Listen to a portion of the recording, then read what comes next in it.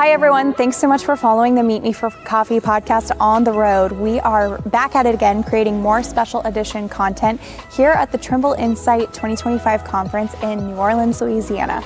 If you guys like the content that you watch in this episode, be sure to go back and check out the channel to see all of the other amazing on-site interviews that are taking place this week here in New Orleans. And thanks for meeting us for coffee. Hi everyone, thank you so much for joining us. We are on site recording the Meet Me for Coffee podcast on the second day of the Trimble Insight Conference here in New Orleans. I appreciate you for joining me today. Dr. Mark, how are you doing? I'm doing good. Thank you so much for having me. Absolutely. I have to actually admit that I've been feeling a little under the weather today, and so maybe it's almost like ironic that a doctor is my first wrong first type of doctor, today. But okay, I guess I'm in the right direction. Not quite the right spot there. Well, why don't you go ahead and introduce yourself and tell us a little bit more about who you are and what you do? Yeah, so my name's Dr. Mark Manera. Just call me Mark. We're friends here. And I'm the President and Chief Health Officer of Project 61. Project 61 is a nonprofit in the trucking industry, and the significance of that 61 number is that's the average life expectancy of a truck driver. And that's not okay. It's like messed up. We got to do better as an industry, and our whole mission is how do we change that number and really help millions of drivers out on the road live a healthier, happier life and not let their career define their health. And so what we do is we work with hundreds of trucking companies across the country, and we help give them a completely free driver-specific health program for their drivers. And so we're helping drivers exercise in the back of their truck, eat healthier at the truck stop, a restaurant attached to it, and really meeting them where they're at out on the road to have a environment specific solution that they can do anywhere they drive or anywhere they park.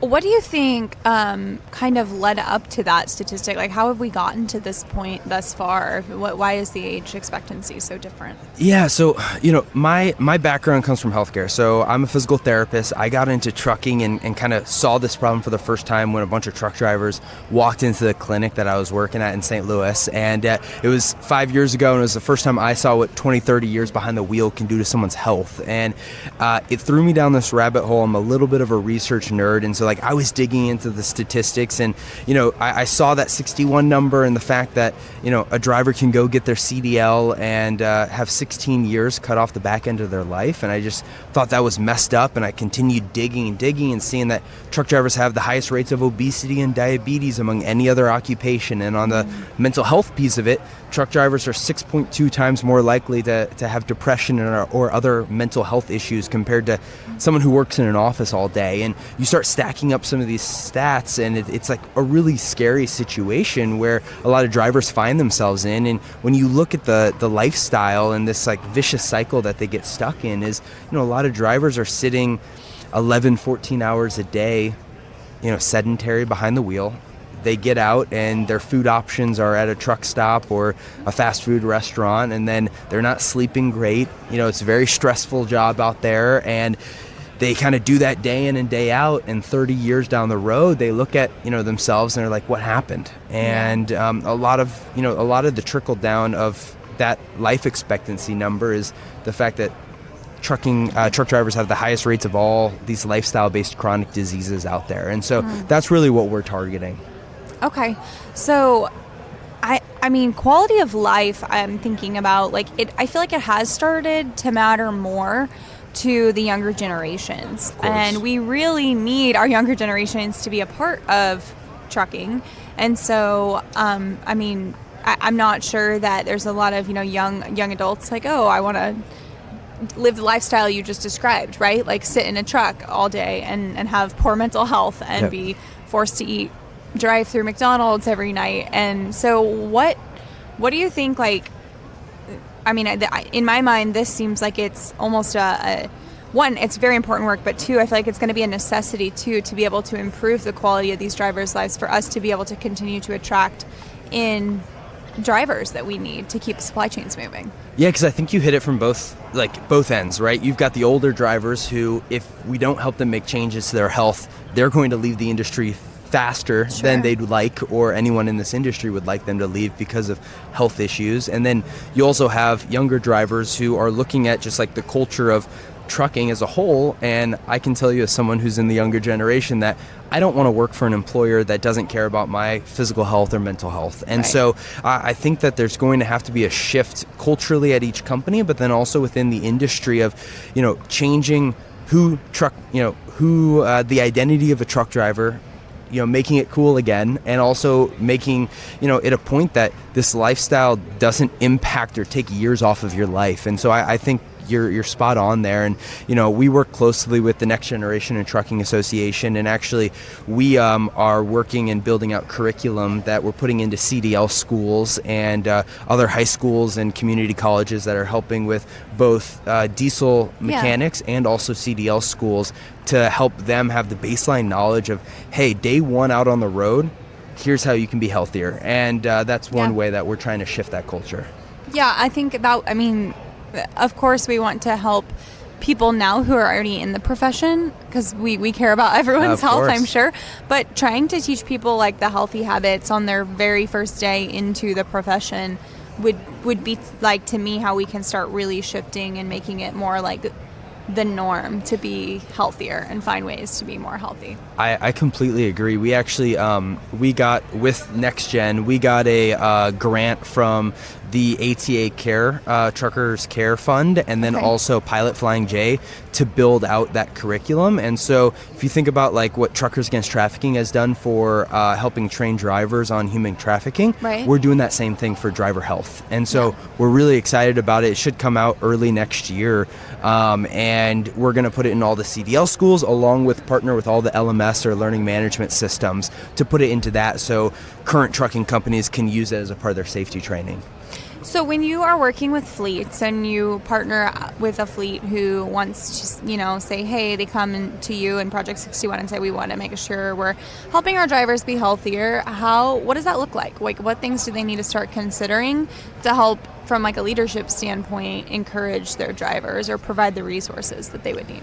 Yeah, so I mean, the big thing and this was kind of the start 5 years ago when I got into trucking of the aha moment for me, was when I was talking to different VPs of HR and benefit providers and safety people at trucking companies. What I saw was every single health benefit that a trucking company has available to offer their drivers, they're all industry agnostic.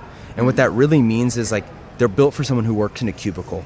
And they don't speak the language of drivers, they don't fit the lifestyle, and really, like, at the end of the day, drivers don't resonate with them, and when someone doesn't resonate with them, they don't use them. And so a lot of the benefits that trucking companies are kind of handcuffed to say, well, I don't want to not give my drivers anything, so I'm just going to give them these programs.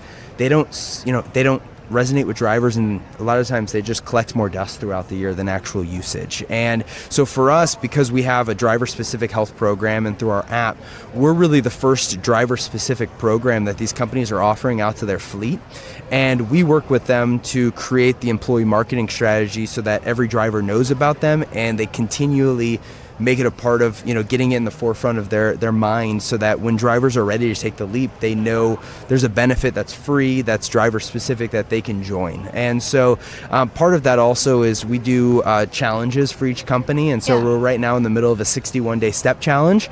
And I think safety is very serious, but health can be fun and be competitive, and you can make it a part of the culture, and joke with your buddies and say, hey, I've got more steps, or I'm beating you in this challenge. And that's what we found also really helps with engagement. And actually, I don't know if you even remember this, but the first time we ever met was we did something called Truckers Squat Across the Country Challenge. And where we were getting drivers to post a video of them doing 10 air squats in front of their truck, and we tried to get a driver in every single state to post a video. And in 2 weeks we got all 50 states done, and your husband was Kansas, I believe. Absolutely. We were just talking about that before the show. He's still in some capacity in a truck every day, and so I definitely have thought more about this, because I love him to death, but some days he forgets his lunch that we pack, and then he's like, the only thing I can get this truck into is the McDonald's or park by the gas station, the Quick Trip, and you're trying to make food decisions at a McDonald's or a Quick Trip. And so I know that there are more options. Do you guys also do any type of education around like how to make smarter decisions around food when you are on the road for these truckers as well? That's huge, right? That's a big part of it. And so what we do is we have restaurant guides, we've got truck stop guides. We help them with even like healthy snacks that they can pack in their truck with them, or they can find at any truck stop. And so we really just like anywhere they go, we want to help them find the healthiest option. And I always say, like, if you're trying to be Arnold Schwarzenegger, maybe not eat at a truck stop, right? They probably don't have the healthiest option, but anywhere a driver stops, they have a healthier option. And if that driver makes a healthier option every time they go out and eat on the road, 20, 30 years down the road, you're looking at two completely different drivers. Sure. And that's really where we're trying to help drivers do, because that's, also it's easy for them to do, and it takes no extra time for them to go down aisle 3 and grab a protein bar instead of going down aisle 4 and grabbing a Snickers bar. Right. And so what do you think the future of Project 61 and the future of all of these partnerships look like? If we're looking down the road and you've been working on this and we're thinking like we've already seen progress, we've seen people probably go from like just not even considering this, not thinking about driver health, to hopefully starting to at least be aware of it now. What do you think is kind of like the goal for the next couple of years when it comes to the work you're doing? Yeah, so our goal is to like create a world where like driving a truck does not impact your lifespan. It helps you thrive. And we do that we want to get into every single trucking company and get their drivers our free resources and our free programs, and continue developing our software and the experience that drivers have, so it makes it just easier for them to implement it in their life. And then we also want to start getting into other areas of the industry, such as like the insurance world, where we start connecting risk associated with having unhealthy drivers behind the wheel to hard costs that companies and insurance companies are having. And I think when you start connecting those dots, not only the human incentive of, hey, we care about these people, but then also the financial incentive also gets impacted. And I think that's where we really create this huge cultural shift within the industry. Yeah, I know. I remember in one of my first roles in logistics, I was at a large company, and we had good health insurance, but one of the things that our company did is partnered with the health insurance to provide like wellness incentives. So essentially, if we did all of these, certain checklist things every year, they actually reduced our premiums for our insurance. And it's like, you find a lot that it's like, okay, well, I can go do that. I can go to my annual checkup. I can do these few things. I can log some steps or do this screening.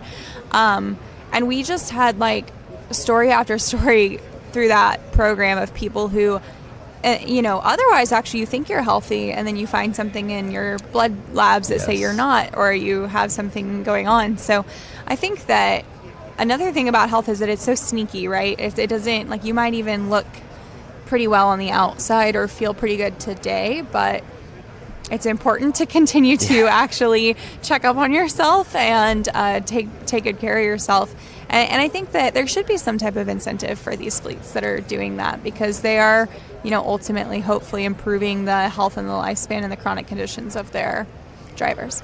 Yeah, and it not only impacts their healthcare costs, but work comp and auto liability and safety behind the wheel, but then also even turnover related. The amount of drivers who have temporary medical cards is like crazy, and the health related issues of drivers leaving this industry because their health, they're not physically able to drive, fit enough to drive, is a big issue around that. And so I completely agree on that end. And the amount of drivers who have not seen gotten an annual physical, or think of their DOT physical as an annual physical, is scary. And that's one thing that we help educate drivers on as well, is like, go proactively use the healthcare system, because you don't want to end up in the ER or hospitalized because you're a manly man and you feel weird, but you're just going to suck it up and keep going.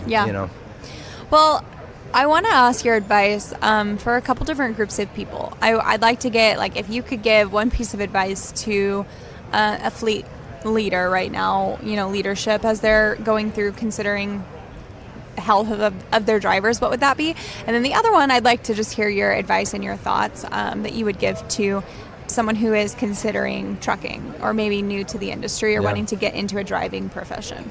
I love that. So number one for the fleet side of things is, at the end of the day, if you are going to make an impact or your drivers are going to make an impact on their health, it's a personal decision, right? They have to make that decision on their own. But every single carrier or trucking company out there has the ability to create the environment at your company that allows it to be easier for your drivers to take the leap and make that change. And so we're trying to create, the easiest, way that trucking companies can work with Project 61. It's free. We're a nonprofit. It feels like a no-brainer so that you can have those resources and create that environment at your company. And that would be, my advice to you is like, in any way, in all angles of your operation, at safety meetings, the benefits you offer, the experience you give your drivers, how can you create that environment that makes it easier for them to physically and mentally, care about their health? And then for drivers, or for those who are considering becoming a driver, what would your advice be? Yeah, I would say that just because the current statistics right now of health are where they're at does not mean that's where you have to end up going. There's so many drivers that I talked to who said, yeah, when I was in CDL school, they said, first 2 years out on the road, you're going to lose 60 pounds. Well, when you talk about psychology and like the mental state that, you get in, especially when you're starting something new and you're hearing it from someone who's more senior out or like in a higher, a teacher role, if they tell you this is what's going to happen, well, you subconsciously think that's what's going to happen and that's what the norm, and ends up 2 years later, you gain all that weight, right? And so I would just say like, you don't have to end up like a statistic like that, and you can, start shifting the culture of the industry, starting with yourself and making your health a priority from day one. Yeah. If anybody listens to this and maybe they're like not in leadership per se, how would they encourage their leadership to connect like with the resources that you guys have? Yeah. Say Project 61 has the right price. It's free. And we give you all the resources to roll it out and work directly with your drivers. And it's really like hands off. And I would send them our resources. And again, as time goes on and more trucking companies are working with Project 61, for me, I think it's going to be an option of why wouldn't any trucking company work with us? Sure. Because again, the price is right. It's free. Yeah. Well, I have one last question for you. Please. Is this your first time attending the Trimble Insight Conference? No, I was here last year. I spoke on a panel last year. Okay, and you're back this year? I'm back this year. And did you have a panel this year as well? I did, this morning. Okay.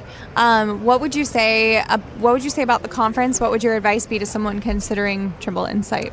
Yeah, I would say this is a really great conference, and what I really like about it is it's the people on the ground at each trucking company who are working in the operations and are very motivated to say, I'm trying to make the most of the software or the vendors that we're working with, and they're coming in and like really talking about the problems they're facing, and not just at the high level C-suite or talking, or even at the driver level. It's like really the people who are running the operations on the ground, and I've gotten really great insights on that, and a lot of passionate people here as well, which is awesome. Yeah, absolutely.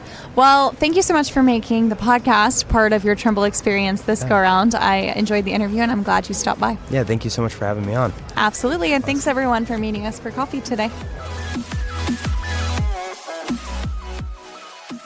Thanks for meeting us for coffee today. If you enjoyed the show, be sure to check out our channels and subscribe. It would also mean a lot if you could leave us a rating or a review. If you're listening on LinkedIn, feel free to drop your thoughts or your questions in the comment section, and we'd be happy to get back to you. Thanks again.